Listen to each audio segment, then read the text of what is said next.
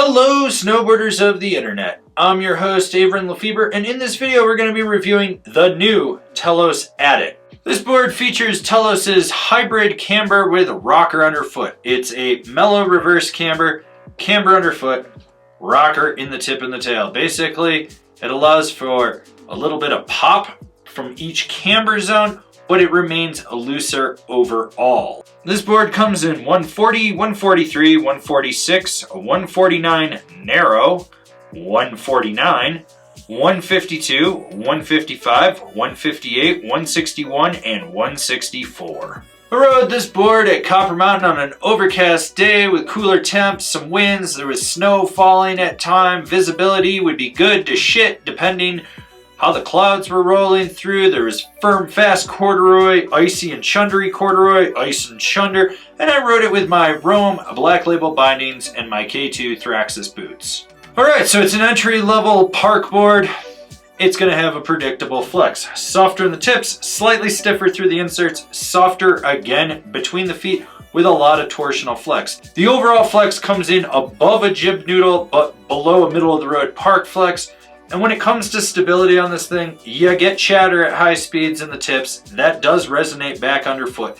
And then in rutted out terrain, you feel everything. But what did you expect from a board like this? It's very lively, it's not very damp, you feel pretty much everything. The pop is there, but it's not the snappiest thing out there, and that's to be expected. You have these softer tips that just really kind of buckle when you overload them.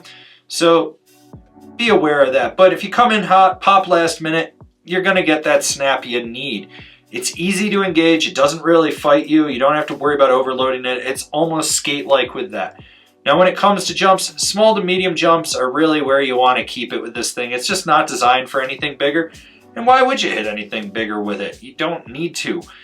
That's just what this board's designed for. It pops well off the lip. It'll get you in the air. It gets the job done. Well, it's a soft board with soft tips, so yeah, you're going to be able to butter with it, and hopefully you can butter with ease. What's nice is you have these independent camber zones that just act like their own little autonomous areas. So you get your weight outside the binding, you flex it into the nose or the tail, you're going to get into a press. It doesn't take much effort. It holds well, but it still retains that slight snap of the camber. If you're just like putting all your weight on the outside of the tail and leaning back, yeah, you're going to be able to center flex the board and do a wheelie and then be like, look at me, I'm tail buttering, woo! Yeah, no one really cares, dude. Like, learn how to properly butter. When it comes to jibbing, this is what I like about this board. It locks and holds the presses. It still retains that snap out of them. When you get sideways on a feature, it cradles right around it perfectly well, and it allows you to slide through anything. You don't really have to worry about it. It's a soft board.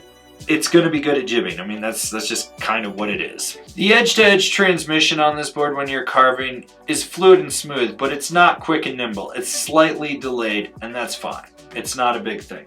What's nice is you can rail a turn with this board if you want to. Can you do it all the time? No, but you can. You do steer it directly underfoot just due to those independent camber zones in there. You feel that right away. That's how this board works. It's one of those boards that you don't even realize you can carve with unless you really try to, because it's just so mellow and laid back. So if you really want to rail it, go for it. But short, tight, quick turns setting up to hit a feature or to carve around someone in the park, it's fine. You don't have to worry about it. Mellow carves, medium carves are really its strong suit. But once again, you can rail it when you absolutely have to. Who's this board for? The more jib-focused park rider that's riding smaller features or riding a rope tow and just wants a smooth, consistent, flexing, buttery board. This board replaces their blunt model, which I once referred to as a lifeless turd. This is not a lifeless turd. This board is fun. It's playful. It's what it should be.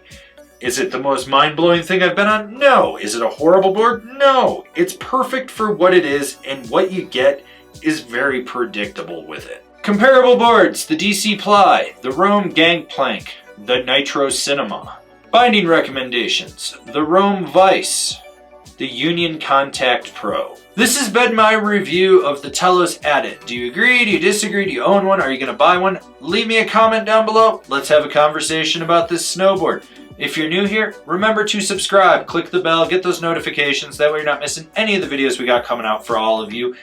And if you really like what we're doing over here and you want to support us further, swing on over to Angry Snowboarder VIP and become a member. I could tell you more here, but I got a video over there that explains it so much better. As always, I've been your host, Avran LeFeber, and I'll see you in another video.